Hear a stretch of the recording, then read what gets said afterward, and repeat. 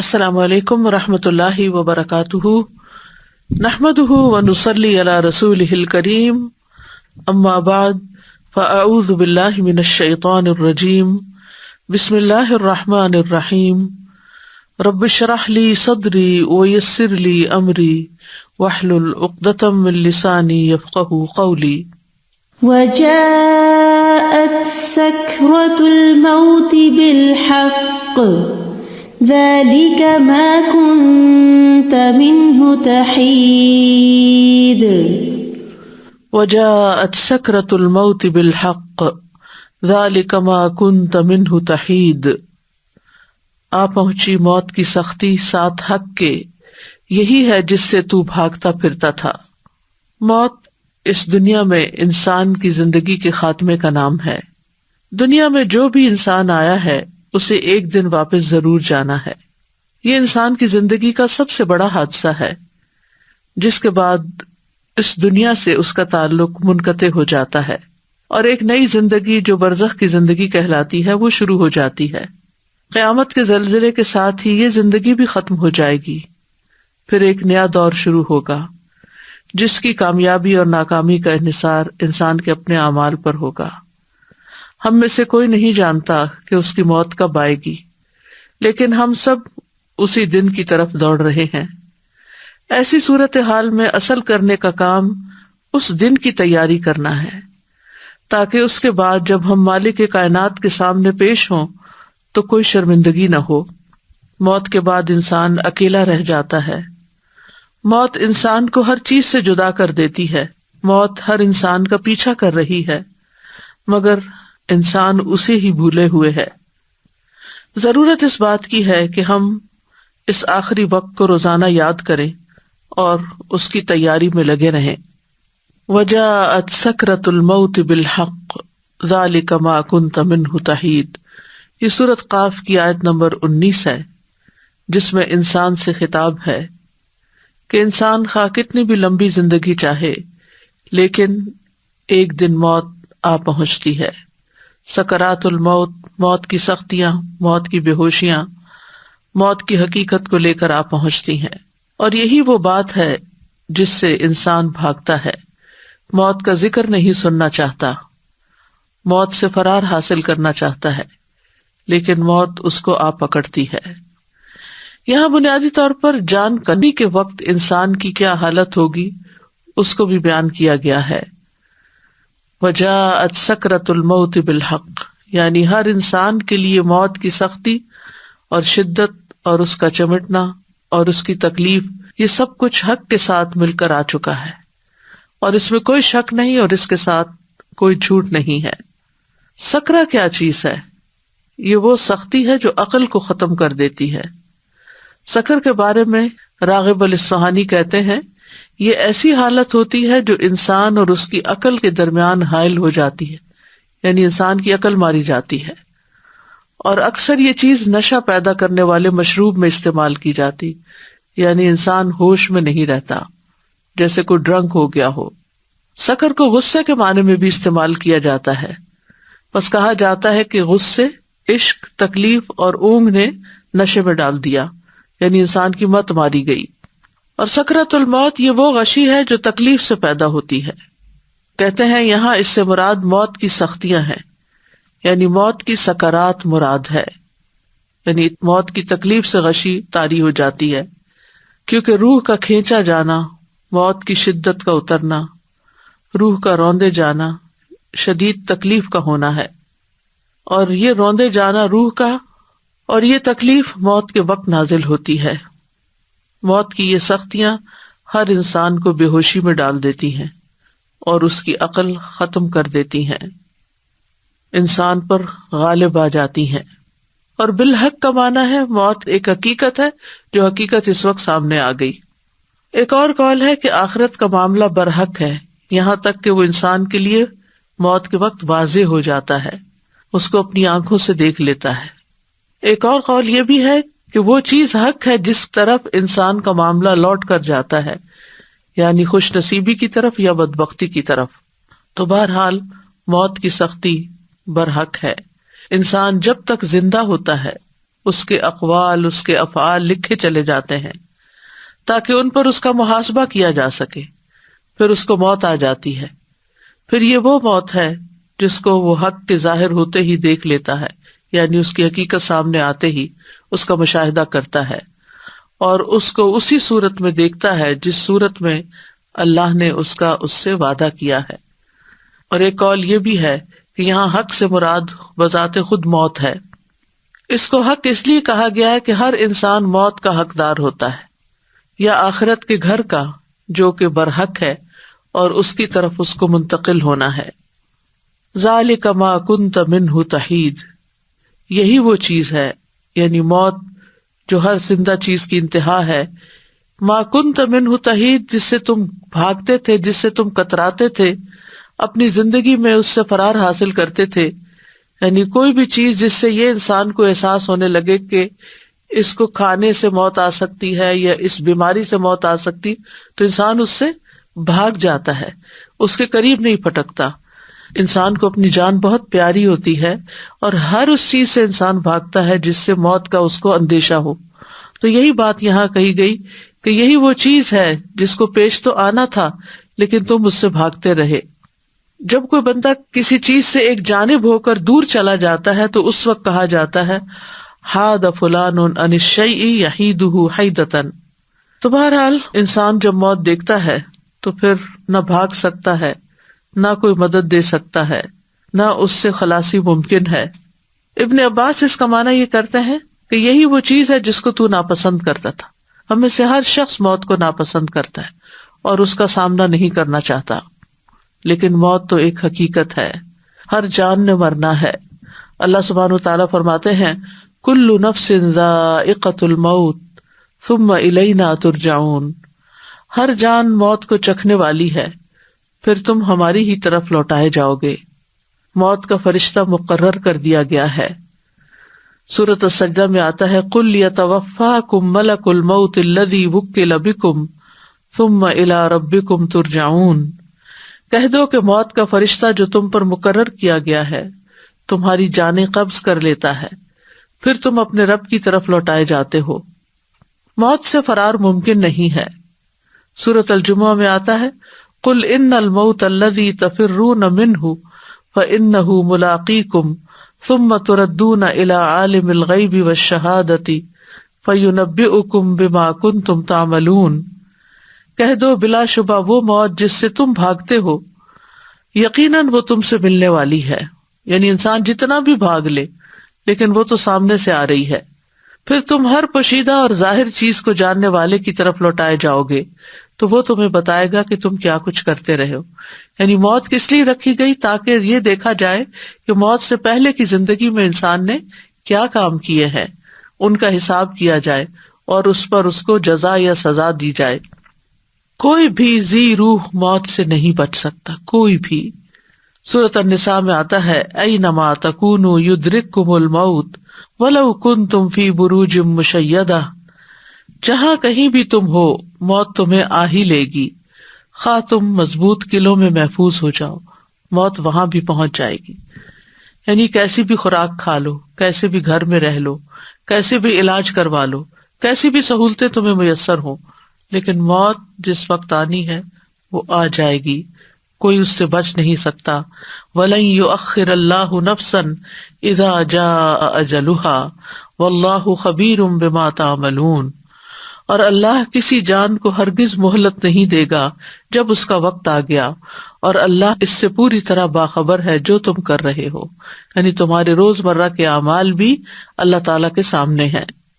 انس رضی اللہ عنہ سے روایت ہے، وہ کہتے ہیں کہ فاطمہ رضی اللہ تعالیٰ عنہا نے کہا جب رسول اللہ صلی اللہ علیہ وسلم نے موت کی شدت محسوس کی، جو بھی محسوس کی، تو فاطمہ رضی اللہ عنہا کہنے لگی ہائے تکلیف، یعنی ہائے میرے باپ کو تکلیف ہو رہی ہے.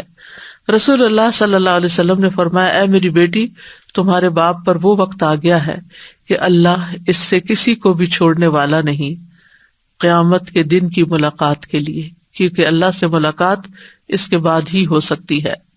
انبیاء سارے کے سارے دنیا سے چلے گئے.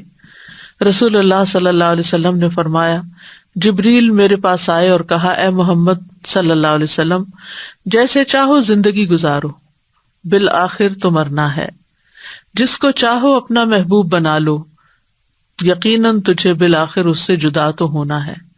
یعنی ایک نہ ایک دن وہ ساری چیزیں جن کو ہم بہت عزیز رکھتے ہیں، جو ہماری بہت پسندیدہ ہیں، چاہے انسان ہے یا غیر انسان، وہ سب کو چھوڑنا تو ہے ہی۔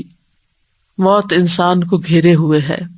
عبداللہ رضی اللہ عنہ کہتے ہیں کہ نبی صلی اللہ علیہ وسلم نے ایک اسکوئر بنایا، 4 کونوں والا خط کھینچا، پھر اس کے درمیان یعنی سینٹر میں ہاف ہاف کر کے ایک خط کھینچا جو اس اسکوئر سے باہر نکل رہا تھا۔ اس کے بعد درمیان والے خط کے اس حصے میں جو چوکٹے کے درمیان میں تھا چھوٹے چھوٹے بہت سے خطوط کھینچے، اندر اس کے لکیریں لگائیں، اور پھر فرمایا یہ انسان ہے اور یہ اس کی موت ہے جو اسے گھیرے ہوئے ہے، اور یہ جو بیچ کا خط باہر نکلا ہوا یہ اس کی امید ہے، یعنی اسکوئر سے باہر جو نکلا ہوا ہے، اور یہ جو چھوٹے چھوٹے خط اس کے اوپر ہیں، اس لکیر کے اوپر، یہ اس کی دنیاوی مشکلات ہیں۔ یعنی اسکوئر ہے، درمیان میں ایک لکیر ہے جو اسکوئر سے باہر نکل رہی ہے، اس لکیر کے اوپر چھوٹے چھوٹے اپوزٹ سائڈ پر لکیریں لگی ہوئی ہیں، اور یہ اس کی مشکلات ہے۔ یعنی انسان یوں جا رہا ہے، پھر ایک رکاوٹ آتی ہے، پھر اس کو پار کرتا ہے، پھر اگلی آ جاتی، پھر اگلی، پھر اگلی، پھر اگلی، موت تک یہی ہوتا ہے۔ لیکن پھر بھی وہ امید نہیں ہارتا، وہ چاہتا ہے کہ لمبی عمر جیے، اور اس چوکٹے سے باہر بھی اس کی امیدیں جا رہی ہیں۔ بس جب انسان ایک مشکل سے بچ کر نکلتا ہے تو دوسری میں پھنس جاتا ہے، اور دوسرے سے نکلتا ہے تو تیسری میں پھنس جاتا ہے۔ مطرف بن عبداللہ الشخیر اپنے والد سے روایت کرتے ہیں کہ نبی صلی اللہ علیہ وسلم نے فرمایا ابن آدم کی شکل و صورت یوں دکھائی گئی ہے کہ اس کے آس پاس 99 موتیں ہیں، 99 حادثات اور مصیبتیں اس کے آس پاس ہیں، اللہ اس کو بچائے رکھتا ہے، اور جب موت کا وقت آتا ہے تو وہ ختم ہو جاتے ہیں۔ اگر وہ موتیں اس سے خطا کر بھی جائیں تو وہ انتہائی درجے کے بڑھاپے کا شکار ہوتا ہے، حتیٰ کہ مر جاتا ہے۔ موت کا وقت اور جگہ بھی مقرر ہے۔ وَمَا كَانَ لِنَفْسٍ أَن تَمُوتَ إِلَّا بِإِذْنِ اللَّهِ كِتَابًا مُؤَجَّلًا، اور کسی جان کے لیے ممکن نہیں کہ اللہ کے حکم کے بغیر مر جائے، لکھے ہوئے کے مطابق جس کا وقت مقرر ہے۔ سورۃ النحل میں آتا ہے فَإِذَا جَاءَ أَجَلُهُمْ لَا يَسْتَأْخِرُونَ سَاعَةً وَلَا يَسْتَقْدِمُونَ، پھر جب اس کا وقت آ جائے گا تو ایک گھڑی نہ پیچھے رہ سکتے ہیں نہ آگے بڑھ سکتے، عین جس وقت دم نکلنا ہے اسی وقت نکلے گا۔ مطر بن اکامس کہتے ہیں کہ رسول اللہ صلی اللہ علیہ وسلم نے فرمایا جب کسی خاص جگہ میں کسی کو موت دینے کا فیصلہ کر دیا جاتا ہے تو وہ جگہ اس کے لیے محبوب بنا دی جاتی ہے، اور وہاں اس کی کوئی ضرورت پیدا کر دی جاتی ہے، اور پھر انسان کیا کرتا ہے، ہم دیکھتے ہیں، ہمارا مشاہدہ ہے کہ انسان اس جگہ پہنچ جاتا ہے، یا کوئی ایکسیڈنٹ ہو جاتا ہے، یا پھر ویسے بیماری کوئی آ جاتی ہے اور پھر وہ موت آ جاتی ہے۔ وہ تو ایک بہانہ ہوتا ہے، لیکن یہ کہ جو تکلیف آنی ہے انسان کو پتہ بھی نہیں چلتا، اور انسان سے وہی غلطی ہوتی ہے جس سے وہ عرصہ دراز سے بچ رہا ہوتا ہے۔ کتنی بیماریاں اچانک حملہ کرتی ہیں، پھر انسان کہتا ہے یہ فلاں چیز کھا لی، فلاں کام کر لیا، فلاں وجہ بن گئی، لیکن یہ سب بہانے ہیں۔ اصل تو یہ ہے کہ موت کا وقت اور جگہ مقرر ہے۔ موت سب سے خوفناک مصیبت ہے۔ شداد بن اوس کہتے ہیں کہ مومن کے لیے موت دنیا اور آخرت کی سب سے زیادہ خوفناک اور ہولناک مصیبت ہے، اور یہ ہانڈیوں کے جوش کھانے سے زیادہ شدید ہے۔ اگر کسی میت کو قبر سے زندہ کر دیا جائے اور وہ قبر سے اٹھ کھڑا ہو اور وہ دنیا والوں کو موت کی حقیقت بتائے تو وہ زندگی سے فائدہ نہ اٹھا سکے، نہ نیند کی لذت حاصل کر سکے۔ یعنی اگر مرنے والا یہ بتائے کہ کیسی کیسی تکلیف ہوتی ہے تو دنیا کی جتنی بھی انجوائمنٹس ہیں جینے والوں کی سب ختم ہو جائیں۔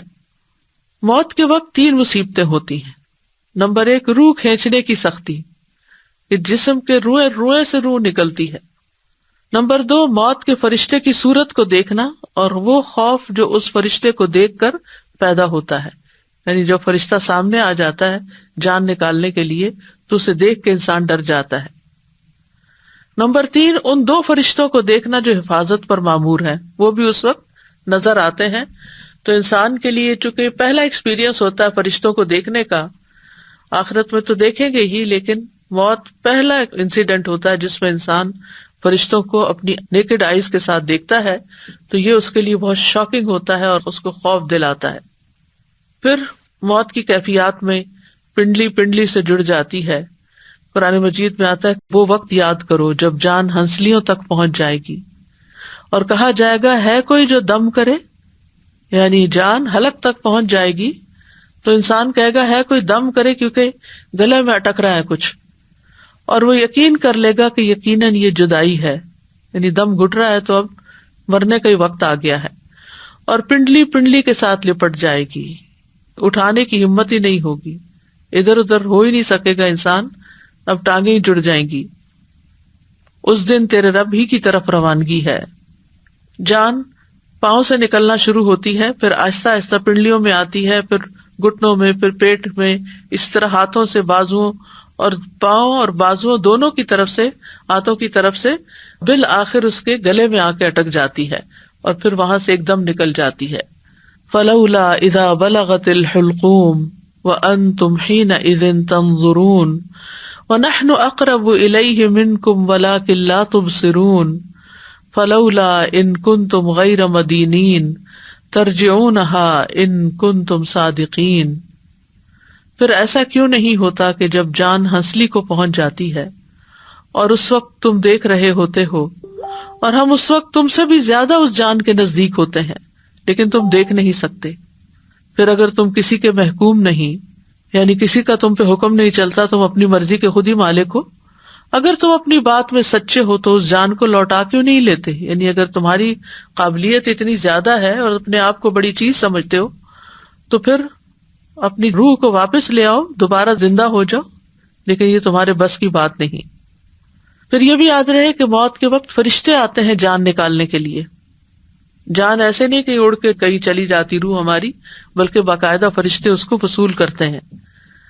قرآن مجید میں آتا ہے کاش تم دیکھتے ظالم لوگ موت کی سختیوں میں جب ہوتے ہیں اور فرشتے اپنے ہاتھ پھیلائے ہوئے ہوتے ہیں، کہتے ہیں نکالو اپنی جانیں، آج تمہیں ذلت کا عذاب دیا جائے گا اس کے بدلے جو تم اللہ پر ناحق باتیں کہتے تھے اور تم اس کی آیات سے تکبر کرتے تھے.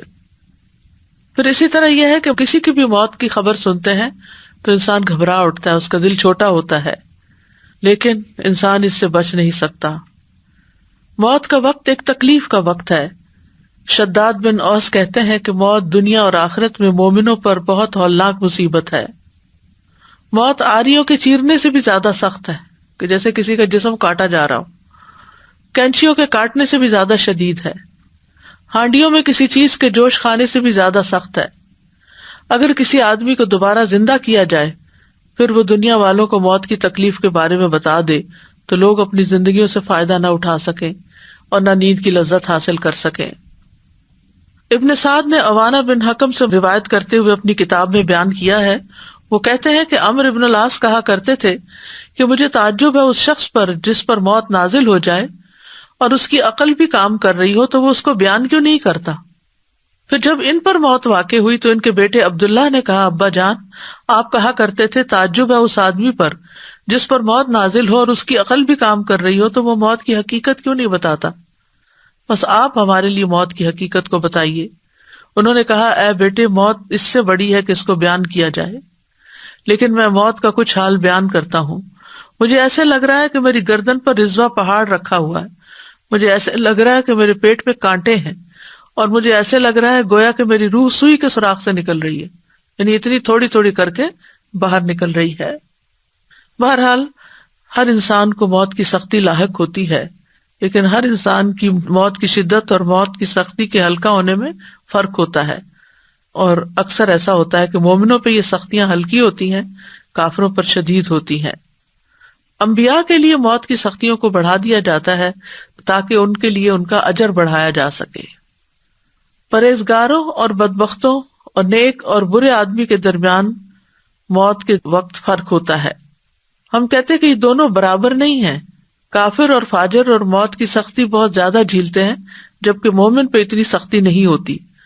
تو روح نکلنے کے ساتھ ساتھ اس کی رگیں اور اعصاب ٹکڑے ٹکڑے ہوتے رہتے ہیں.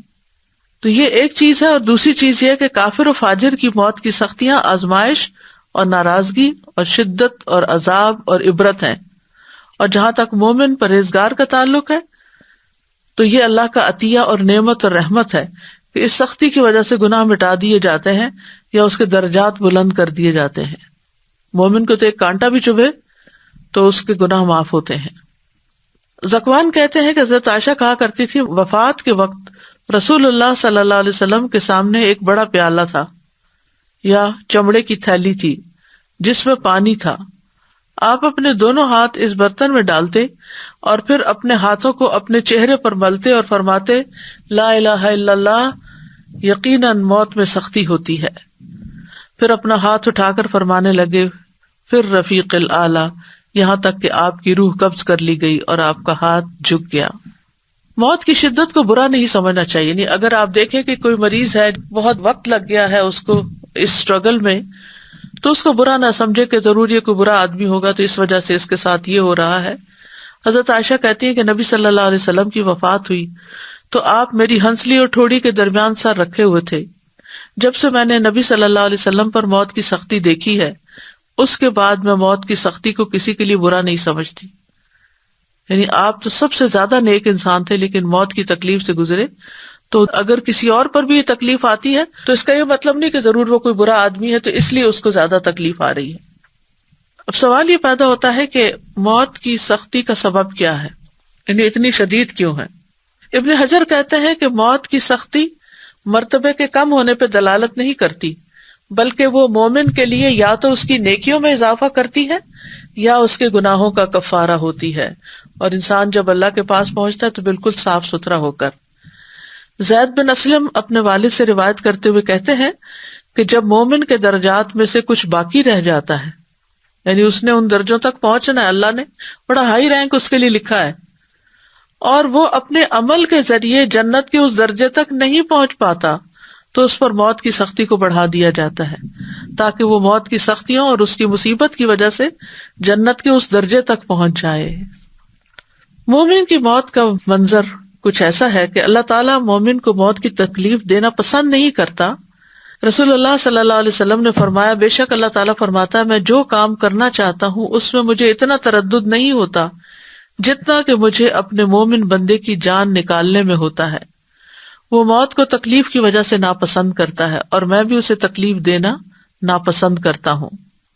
مومن موت کے وقت اللہ سے ملاقات کو پسند کرتا ہے، یعنی اللہ سے ناراض نہیں ہوتا.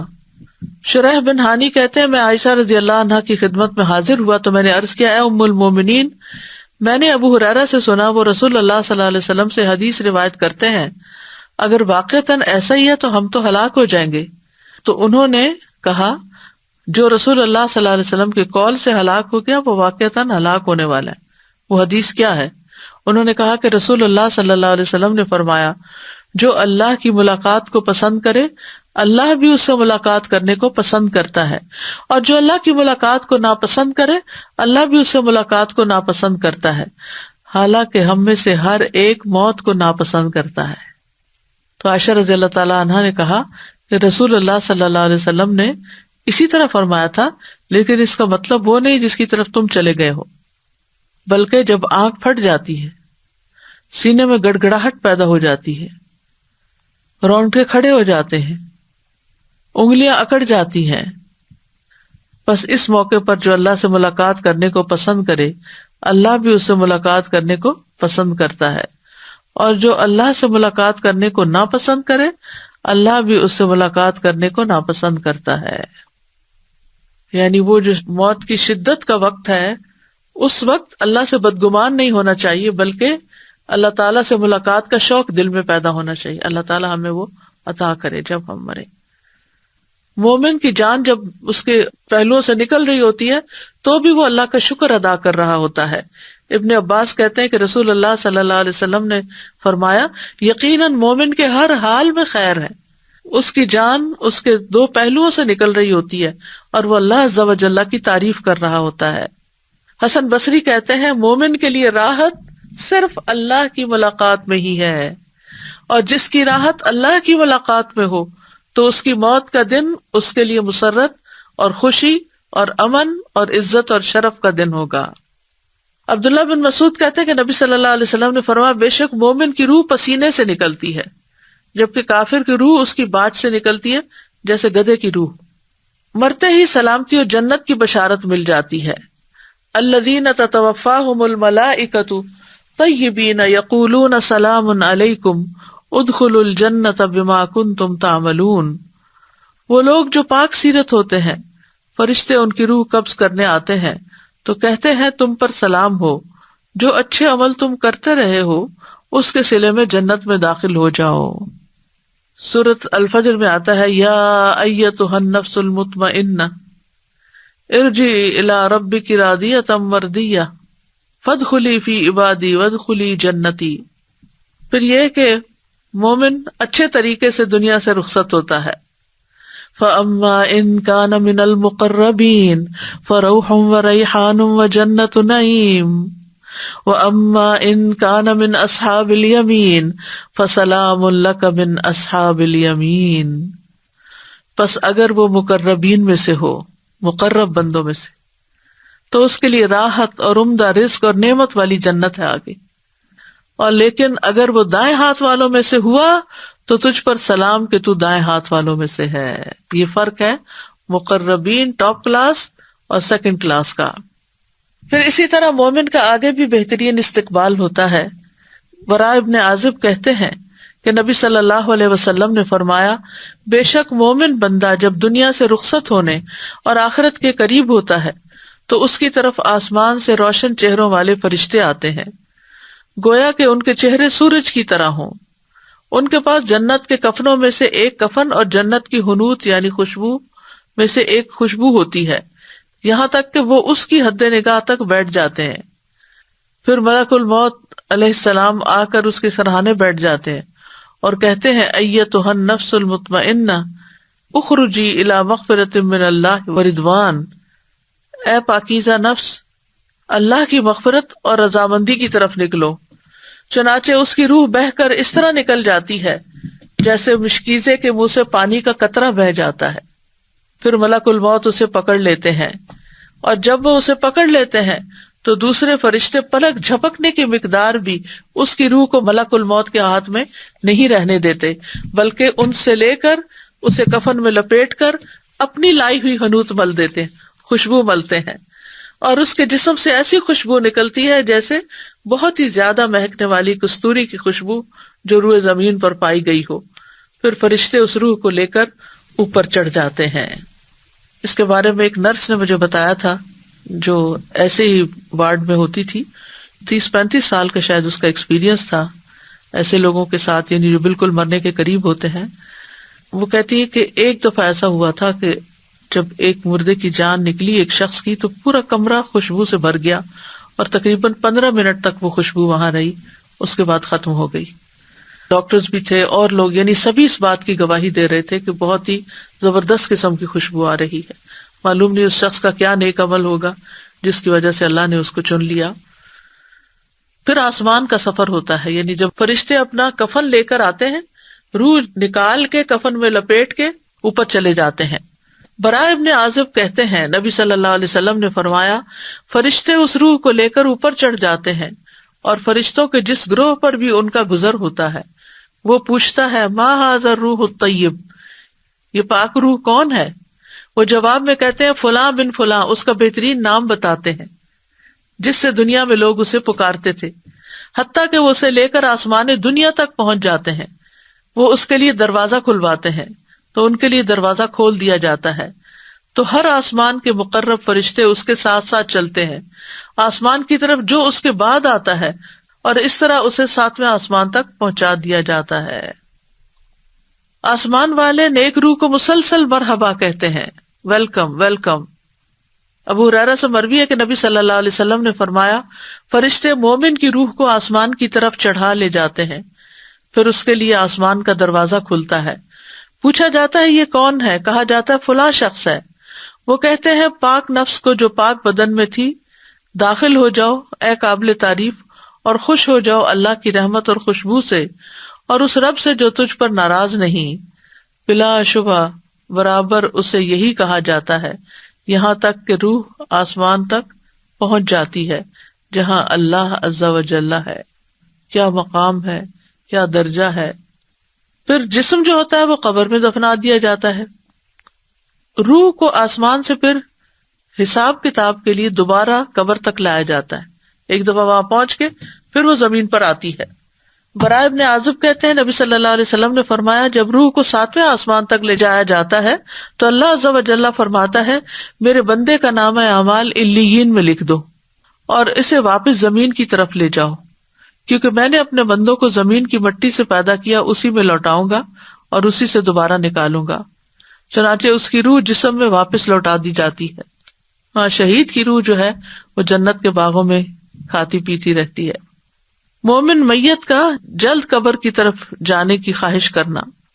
ابو سعید خدری کہتے ہیں کہ نبی صلی اللہ علیہ وسلم فرمایا کرتے تھے کہ جب جنازہ رکھا جاتا ہے پھر لوگ اسے کاندھوں پر اٹھاتے ہیں، اس وقت اگر مرنے والا نیک ہوتا ہے تو کہتا ہے قدمونی قدمونی، مجھے جلدی لے چلو، مجھے جلدی لے چلو، یعنی مجھے میرے انجام تک پہنچاؤ.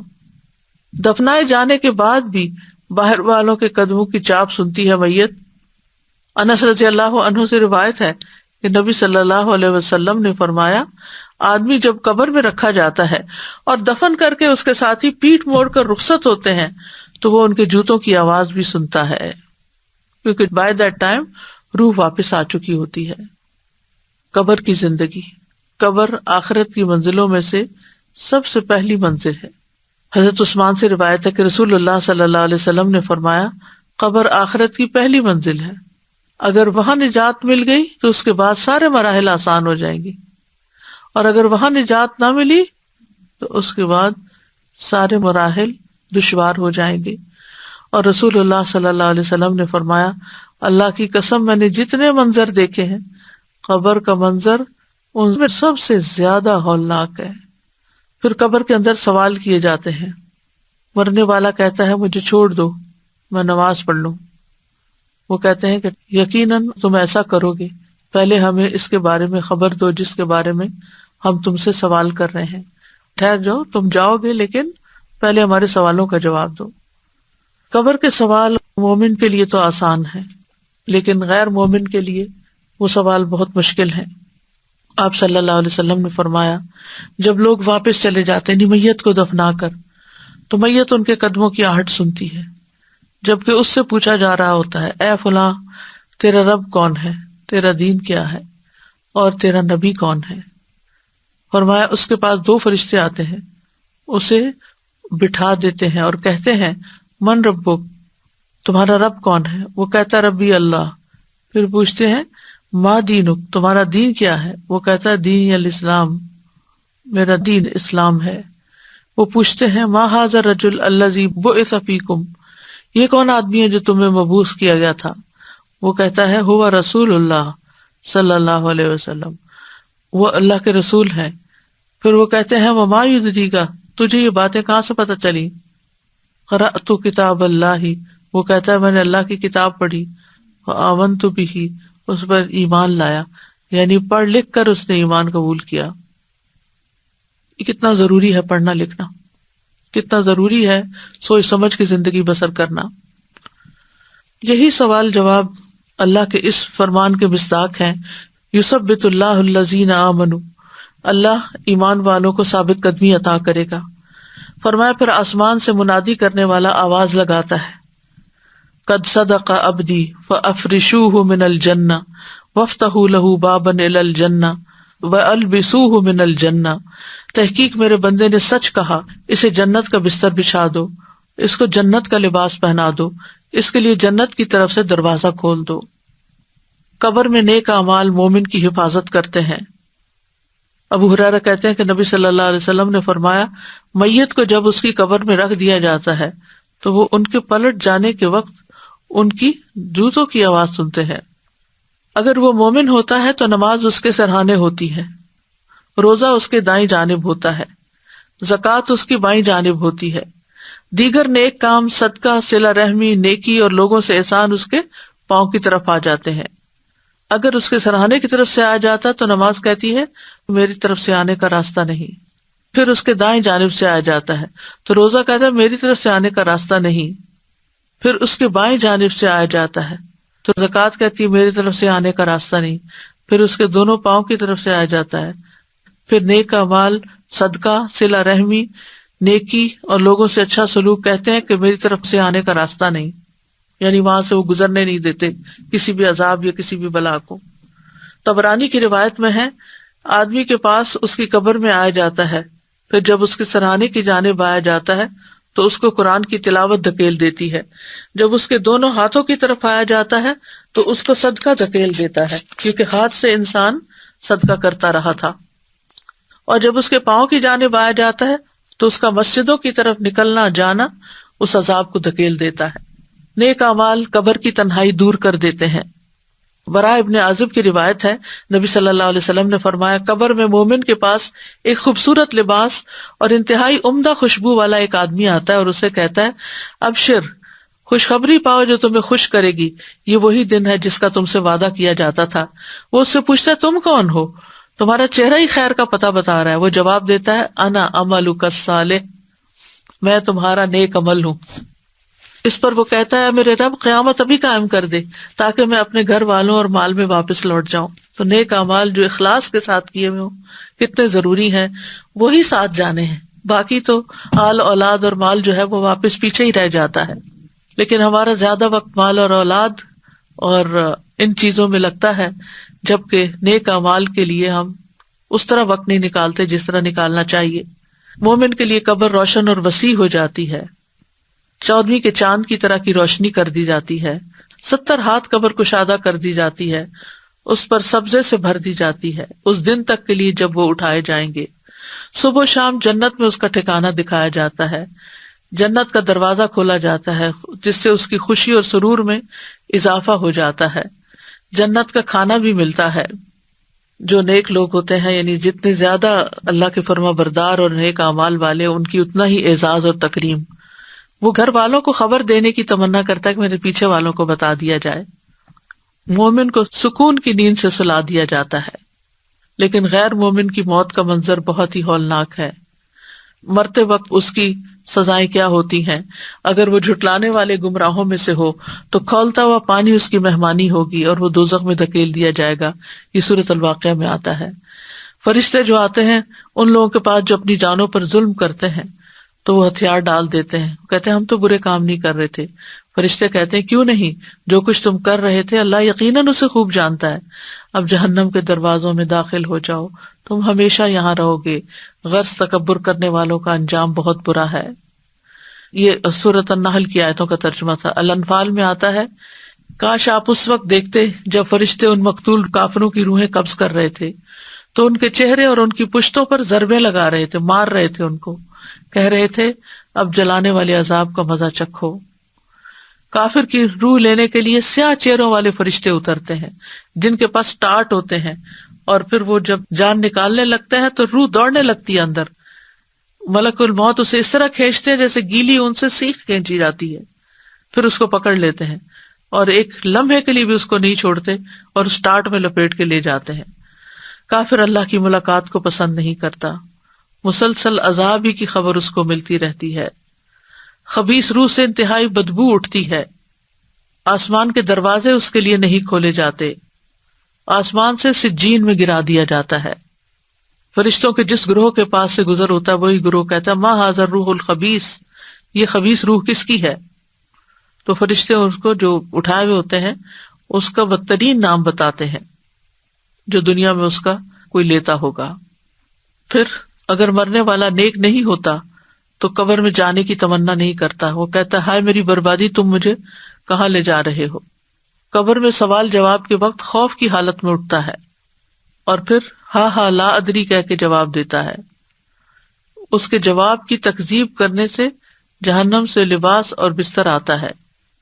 اس کے جواب پر آسمان سے ایک منادی آواز لگاتا ہے کہ اس نے جھوٹ بولا، اس کے لیے آگ کا بستر بچھا دو، اس کو آگ کا لباس پہنا دو۔ اس کے اعمال انتہائی کبھی شکل میں آ جاتے ہیں، بدصورت آدمی کی شکل میں گندے کپڑے پہن کر جس سے بدبو آ رہی ہوتی ہے۔ تو پوچھتے تو کون ہے؟ تیرے چہرے سے شر کی خبر معلوم ہوتی ہے۔ وہ جواب دیتا میں تیرا گندا عمل ہوں۔ وہ کہتا ہے میرے رب قیامت کو قائم نہ کر۔ پھر قبر میں انتہائی ہیبت ناک ساتھی ہوتا ہے، یعنی خبیث عمل جو ہے وہ اس کے لیے مسلسل تکلیف کا باعث ہوتا ہے. پھر وہاں اندھا بہرا فرشتہ مقرر کر دیا جاتا ہے جس کے پاس لوہے کا ایک گرز ہوتا ہے، اگر وہ پہاڑ پر دے مارے تو ریزہ ریزہ ہو جائے. اس کو معیشت دنکا کا سامنا کرنا پڑتا ہے. پھر قبر میں کوئی عمل موجود نہیں ہوتا، حسرت کے لیے جنت کا ٹھکانہ دکھایا جاتا ہے. اور قبر میں اس کو نیند کی سی کیفیت ہوتی ہے، لیکن ساتھ بچھو سانپ وغیرہ کاٹتے رہتے ہیں، تو یہ کہا جاتا ہے منحوس کی سی نیند سو جا. پھر موت جو ہے وہ خاتمے کا نام ہے، اور اچھا خاتمہ صرف یہ نہیں کہ انسان اس حال میں مرے جب انسان مسجد میں ہو یا جائے نماز پہ ہو یا قرآن سامنے ہو. نبی صلی اللہ علیہ وسلم اپنے بستر پر فوت ہوئے، ابو بکر اپنے بستر پر فوت ہوئے. اچھا خاتمہ انسان کا یہ ہے کہ انسان کتاب و سنت پر ہو، تمام چیزوں پر ایمان رکھے جو ایمان لانے والی ہیں، اور ہر اس چیز سے بچے جس سے بچنا ضروری ہے. ہم انسان ہیں، کمزور ہیں، ہم سے غلطیاں ہو جاتی ہیں، لیکن بار بار پلٹ آنا چاہیے تاکہ ہمیں موت سے پہلے اطاعت کی توفیق مل جائے. حسن خاتمہ اصل میں کیا ہے؟ وہ یہ ہے کہ بندے کو موت سے پہلے اس کی توفیق دے دی جائے کہ وہ ہر اس عمل سے دور ہو جائے جو رب سبحانہ و تعالیٰ کو ناراض کرتا ہے، اور گناہوں اور نافرمانیوں سے توبہ کی توفیق مل جائے. توحید پر خاتمہ ہو، لا الہ الا اللہ پر، موت سے پہلے ہدایت مل جائے. حسن خاتمہ کے اسباب کیا ہیں؟ اگر کوئی چاہتا ہے کہ اس کا خاتمہ اچھا ہو تو زندگی میں اللہ کی اطاعت پر قائم رہے اور تقویٰ اپنے اندر پیدا کرتا رہے، اسلام کی حالت پر ثابت قدم رہے، استقامت اختیار کرے، گناہوں سے توبہ میں جلدی کرتا رہے. گڑ گڑا کر حسن خاتمہ کی دعائیں ہم سب کو کرنی چاہیے، اور خصوصاً ہم اس آخری عشرے میں اپنی دعاؤں میں یہ بات ضرور یاد رکھیں. ظاہر اور باطن میں اپنی اصلاح کی کوشش کرتے رہنا چاہیے، قرآن سے تعلق مضبوط کر لینا چاہیے، اللہ سے حسن ظن رکھنا چاہیے، کثرت سے اللہ کا ذکر کرنا چاہیے. برا خاتمہ کیا ہے؟ برا خاتمہ 2 درجوں پر ہے. پہلا مرتبہ یہ کہ انسان شک کا شکار ہو جائے. دوسرا مرتبہ جو اس سے کم درجے کا ہے کہ موت کے وقت انسان کے دل پر دنیا کے کسی کام کی محبت یا حرام خواہشات میں سے کوئی خواہش غالب آ جائے اور وہ خواہش اس کے دل میں متشکل ہو کے دکھائی دے. برے خاتمے کی وجوہات کیا ہوتی ہیں؟ عقیدہ کا بگاڑ، شرک پہ خاتمہ ہونا، استقامت نہ ہونا، اللہ اور اس کے رسول کی مخالفت کرنا، نبی صلی اللہ علیہ وسلم کا مذاق اڑانا، دین سے پھر جانا، اللہ کی ناراضگی کے کام کرنا، نافرمانیوں میں لگے رہنا، راتوں کو اللہ کی نافرمانی میں گزارتے ہوئے موت آ جانا، اللہ کے حرام کردہ امور کا ارتکاب کرنا، دنیا میں ہی مگن ہو جانا، خودکشی کر لینا، جھوٹے الزام لگانا، لوگوں کو گمراہ کرنا. ہمیں دعا بھی کرنی چاہیے کہ اللہ تعالیٰ ہمارا انجام اچھا کرے. فاطر السماوات والارض انت ولی فی الدنیا والآخرہ توفنی مسلما والحقنی بالصالحین. کسی کی موت ہو جائے تو اس کے لیے دعا کرنا. بری موت سے پناہ مانگنا چاہیے، بری بیماریوں سے بھی پناہ مانگنی چاہیے. اللہ کی راہ میں شہادت کی دعا، اللہم ارزقنی شہادتا فی سبیلک واجعل موتی فی بلد رسولک صلی اللہ علیہ وسلم. نیک لوگوں کے ساتھ ملنے کی دعا کرنی چاہیے، رفیق اعلیٰ سے ملنے کی دعا کرنی چاہیے، عذاب قبر سے پناہ مانگنا چاہیے. تو کرنے کے کام یہ ہے کہ موت سے پہلے پہلے نیکیوں سے فائدہ اٹھا لیں.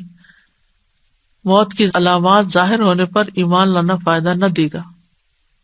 موت سے پہلے توبہ کر لینی چاہیے، زندگی کے آخری لمحات کے لیے بھرپور کمائی کرنی چاہیے، موت سے غافل نہیں ہونا چاہیے، موت کا ذکر کرتے رہنا چاہیے، اس میں غور و فکر کرنا چاہیے.